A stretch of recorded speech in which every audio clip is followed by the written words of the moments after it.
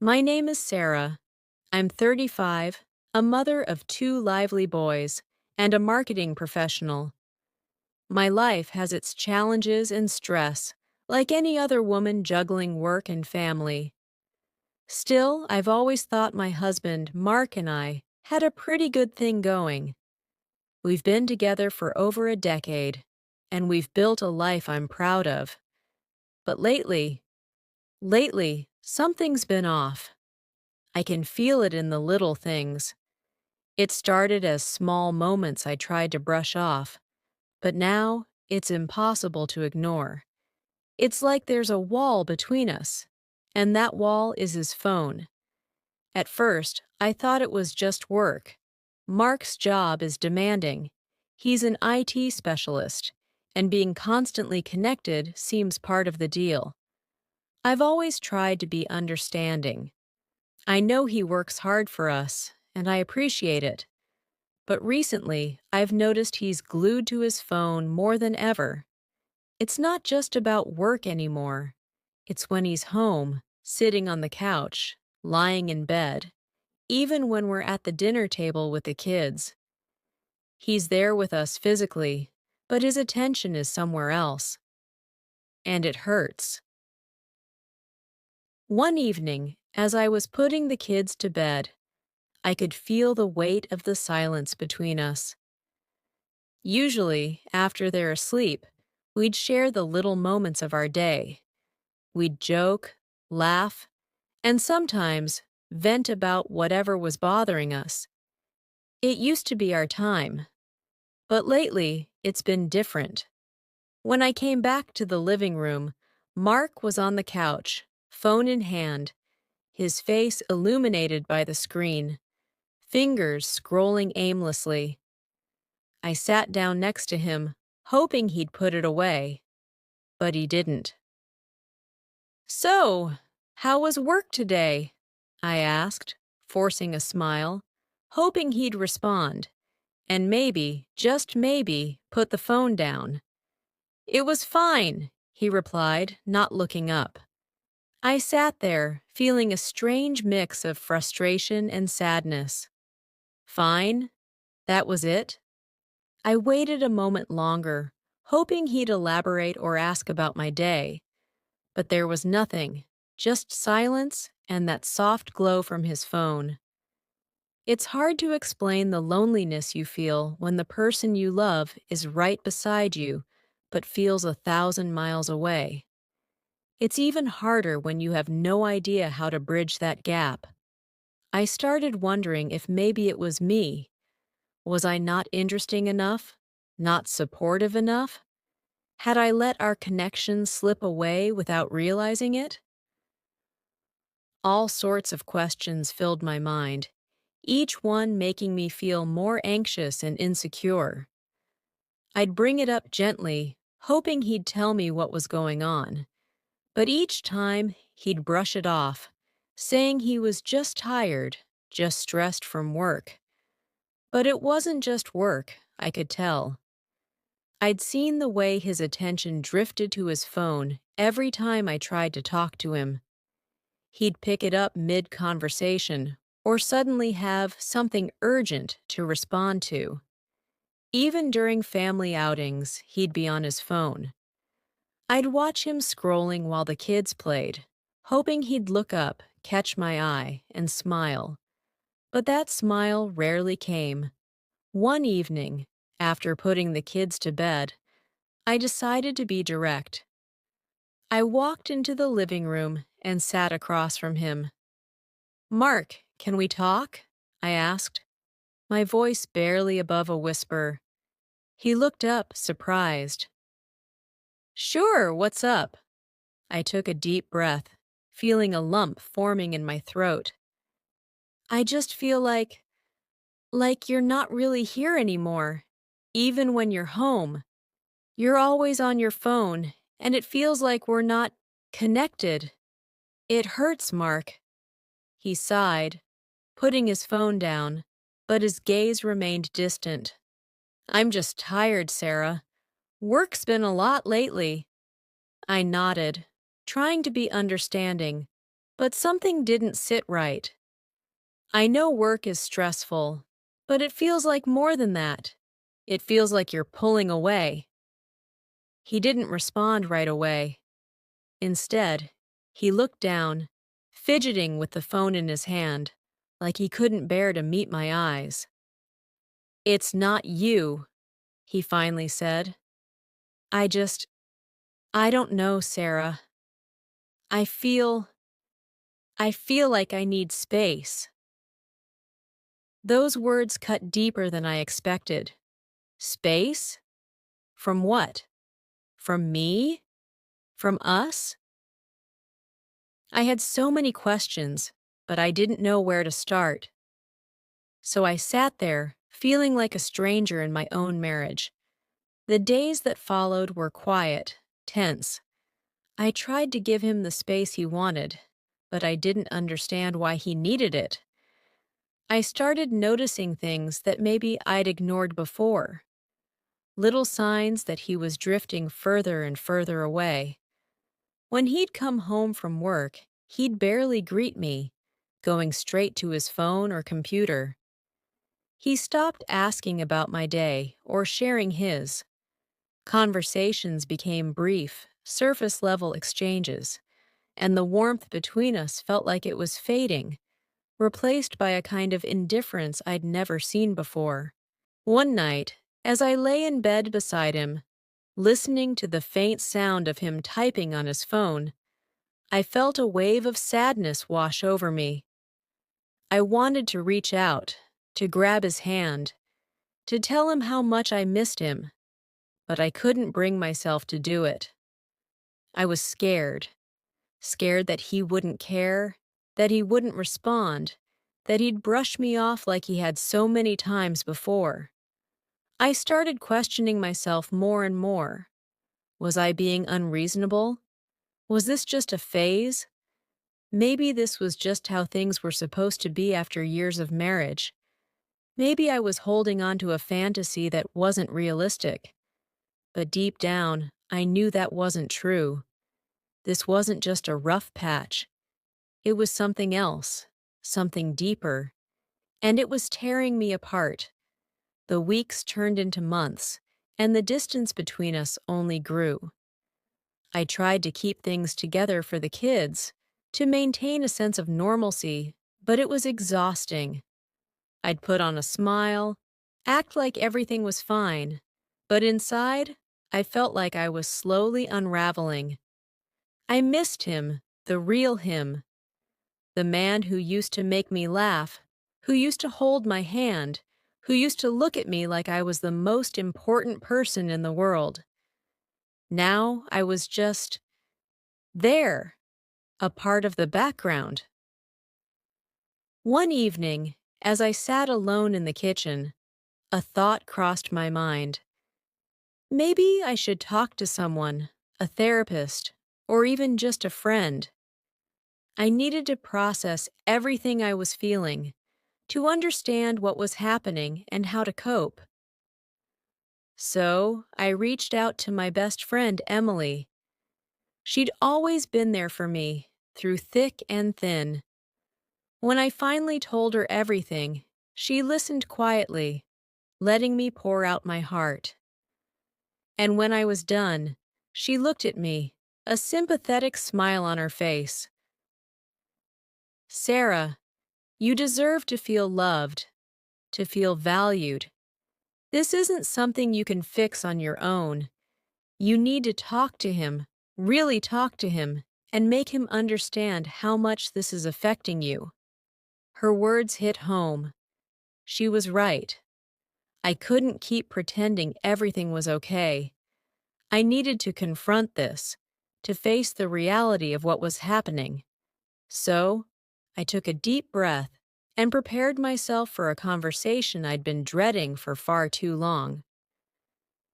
That night, as Mark and I sat in the quiet of our living room, I finally let my guard down.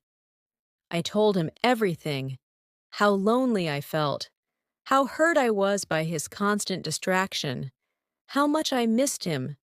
At first, he seemed taken aback, almost defensive, But as I kept talking, as I let the tears flow, I saw a glimmer of the man I used to know, the man who cared about me, who loved me. "I didn't realize," he began, his voice barely a whisper. "I've been so caught up in everything. Work, stress, everything. I didn't see what it was doing to you, to us." And in that moment, as we sat there, holding each other, I felt a sense of hope. It wasn't a solution, and I knew we had a long road ahead of us. But for the first time in months, I felt like he was really there, really with me, and maybe, just maybe, we could find our way back to each other. As days went by, Mark made an effort to put his phone down more often, to be present with me and the kids. It wasn't easy, and we had our ups and downs, but each step brought us a little closer, a little more connected. We started talking again, laughing, sharing those little moments that had once felt lost. It was a journey, one filled with challenges, but we were in it together. As Mark and I began to reconnect, I found myself rediscovering the love we'd once shared. It wasn't instant, nor was it easy. There were still times when I'd catch him reaching for his phone out of habit, and each time, I'd feel a pang of that old hurt. But he was trying, and that effort meant more to me than he could ever know. We decided to take small steps to strengthen our bond, starting with little changes around the house. Mark and I agreed to set aside specific phone-free times in the evening, times when we'd be truly present with each other and with the kids. No screens, no distractions, just us. At first, it felt almost strange, like we didn't know how to simply be with each other without the usual digital buffers. But over time, it became something I cherished. The house felt warmer, more alive, filled with the laughter of our boys and the sound of our voices. One evening, after putting the kids to bed, we settled on the couch together, sharing a bottle of wine, something we hadn't done in years. I looked over at Mark, noticing the little lines that had started to appear around his eyes, the subtle silver threads in his dark hair. I realized that in my own sadness and frustration, I'd forgotten that he too was human, that he too carried his own burdens. "Mark," I said softly, touching his hand, "what happened to us?" He looked down, his face thoughtful. "I don't know. Life, maybe? Stress? Somewhere along the way, I think we just drifted." He paused, choosing his words carefully. "I didn't know how to deal with everything that was going on at work. It felt like I was failing, like I couldn't keep up. And instead of talking to you, I just pulled away. I didn't want you to see me like that." His words hung in the air, each one resonating with the hurt and regret I'd felt for so long. In that moment, I saw him not as the man who'd caused me pain, but as someone who'd been hurting himself, hiding his vulnerability behind a screen. "I wish you'd told me," I said, feeling a mixture of sadness and relief. "You don't have to go through things alone, Mark. I'm here. I've always been here." He took my hand in his, squeezing it gently. "I know, Sarah, and I'm sorry. I've been so selfish. I didn't realize how much I was shutting you out." He looked into my eyes. His expression softened. "I don't want to lose you. I don't want to lose us." Hearing those words brought tears to my eyes. It had been so long since I'd felt truly seen, truly understood. We sat there, holding hands in silence, and for the first time in months, I felt a glimmer of hope, a sense that maybe, just maybe, we could find our way back to each other. From that night on, we made an effort to reconnect in small ways. We'd stay up talking, sharing dreams and fears we hadn't voiced in years. We started taking evening walks together, sometimes with the kids, sometimes just the two of us. We'd talk about everything and nothing, relishing the simplicity of just being together. One night, as we strolled through the quiet streets, Mark reached out and took my hand. "I missed this," he said, looking down at our intertwined fingers. "I missed you." His words filled me with a warmth I hadn't felt in so long. I realized that the love we shared was still there, buried beneath the layers of routine and distance, waiting to be rediscovered. But our journey wasn't without its challenges. There were still moments of tension, times when old habits and insecurities resurfaced. I'd catch him absent-mindedly checking his phone, and my heart would tighten, fearing that we'd slip back into the same patterns. And he, too, struggled to adjust, to let go of the need to constantly be plugged in. It was a gradual process, one that required patience, forgiveness, and above all, trust. One night, after a particularly heated argument, I found myself questioning everything again. I wondered if we were fighting a losing battle, if the distance between us was simply too great to bridge. But as I sat alone in the quiet of our bedroom, I remembered the words Emily had said to me all those months ago. "You deserve to feel loved, to feel valued." And I knew, deep down, that I still loved Mark. That despite everything, I still wanted this marriage to work. The next day, I suggested we try couples counseling. At first, he was hesitant, resistant even, but after seeing how much it mattered to me, he agreed. We began attending sessions with a therapist, a warm, insightful woman named Dr. Bennett, who guided us through the process of reconnecting, of understanding each other in ways we hadn't before. In those sessions, we delved into the root of our issues, exploring the fears, insecurities, and unspoken expectations that had driven us apart. It was painful at times, facing the raw truths of our relationship, but it was also freeing. For the first time in years, I felt like we were truly communicating, truly seeing each other. Through therapy, I came to understand that Mark's attachment to his phone hadn't been about rejecting me, but rather a way of coping with his own anxieties and insecurities.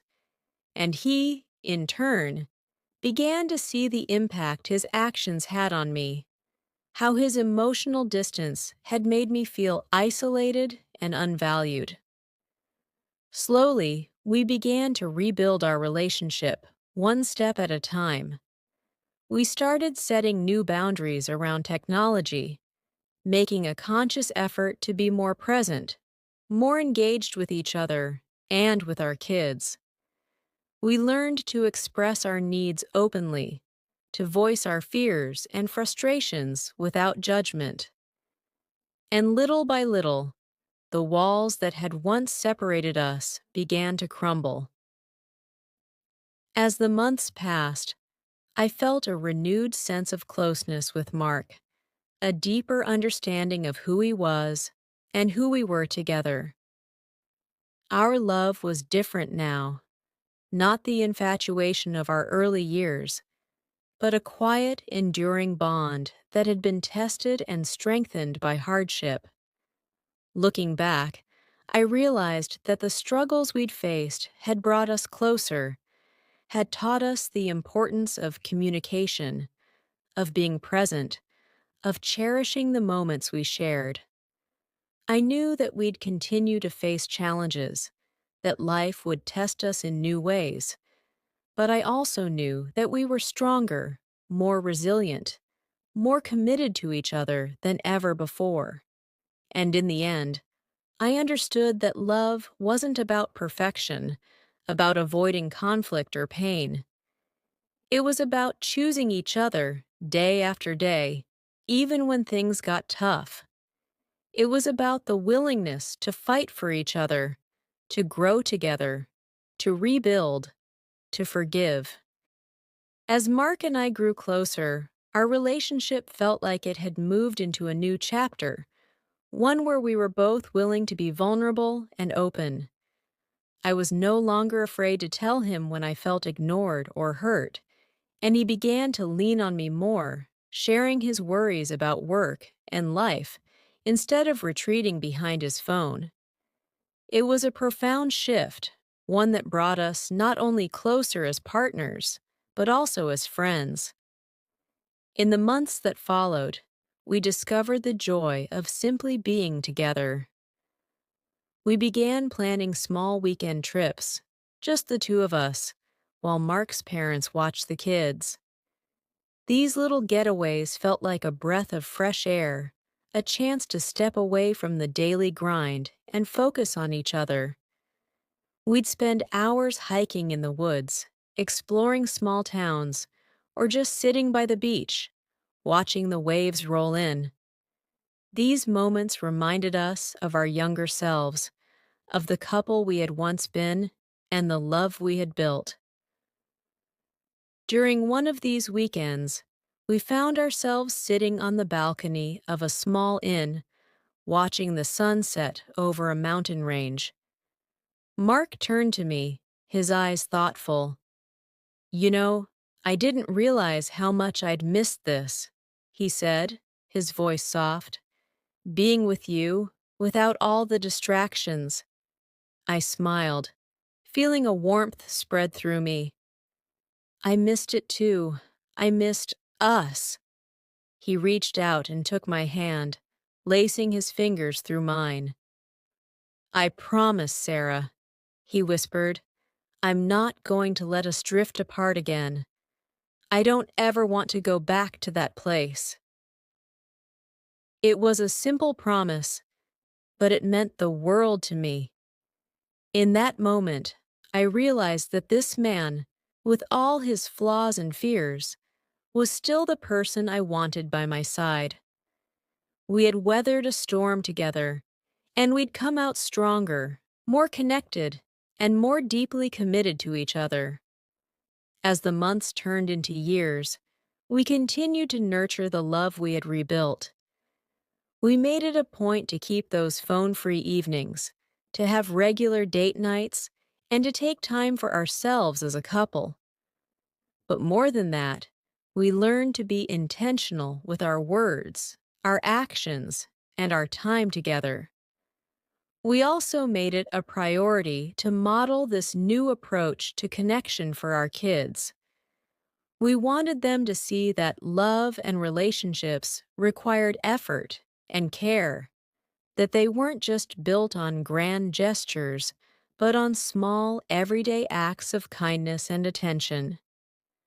We tried to show them the importance of being present, of valuing the people in front of you instead of getting lost in screens and distractions. One night after dinner, our oldest son, Ethan, looked up from his homework and said, "Mom, Dad, you guys are always talking and laughing together. It's like you're best friends or something." Mark and I shared a glance, both of us smiling. "We are, Ethan," I replied. "And that's one of the most important parts of being married, being there for each other and being each other's best friend." Ethan nodded thoughtfully, as if storing away the wisdom for another day. In that moment, I felt a sense of fulfillment, knowing that our journey, our struggles, and our growth were not just for us, but were shaping the kind of family we wanted to build, the kind of love we wanted to show our children. As the years went on, Mark and I continued to face challenges, new jobs, moves, the pressures of raising teenagers, and the inevitable ups and downs that life throws at you. But now, no matter how difficult things got, we knew how to lean on each other. We knew that our love was not something to take for granted, but something we had to protect and nurture every day. One evening, years after that difficult chapter, we found ourselves in our living room, watching an old home movie of when the boys were little. We laughed at their high-pitched voices and silly antics, marveling at how quickly time had flown. As the video played, Mark reached for my hand, and we sat there, side by side, taking in the memories we had created together. Looking at him, I felt an overwhelming sense of gratitude. Gratitude for the love we had shared, for the hard times that had brought us closer, and for the journey we had taken together. He squeezed my hand, as if reading my thoughts, and leaned over to kiss my forehead. "I love you, Sarah," he whispered, his voice filled with warmth. "I love you too, Mark," I replied, my heart full. As we sat there, surrounded by the laughter and memories of our family, I knew that no matter what the future held, we would face it together, with love, patience, and a deep, unwavering bond that time could never take away. In the end, I realized that our story wasn't one of perfection, but of resilience and rediscovery. We had learned that true love was about more than just being together. It was about choosing each other, day after day, and never letting go, even when the world tried to pull us apart.